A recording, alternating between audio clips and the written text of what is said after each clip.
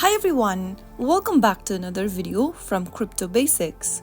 In this video, we will be learning how to find Mycelium Bitcoin Wallet Address. So let's go ahead and dive into the video. First of all, launch Open Mycelium application from your app drawer. Once you're inside the main wallet homepage, tap on the Receive button. If you have a multiple account within your Mycelium wallet, you will need to select the specific Bitcoin account for which you want to find the wallet address for. Once you are in the Receive section and have chosen the correct account, you should see your Bitcoin wallet address displayed on the screen. It'll appear as a string of letters and numbers, usually starting with 1 or 3 for Bitcoin addresses.